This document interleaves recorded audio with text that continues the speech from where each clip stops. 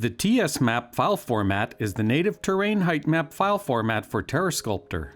This is a proprietary file format that is available on the File menu under the Open and Save Terrain items.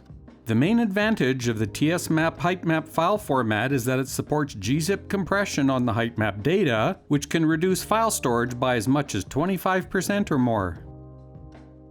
This comparison of files shows an original float raw 32-bit floating point digital elevation model file at 445 megs.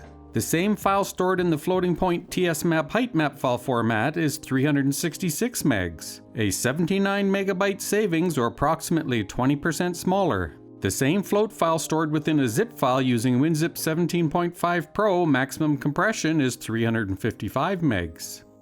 The file format for TSmap files will be published on the website blog so that other people can utilize the format in their own applications.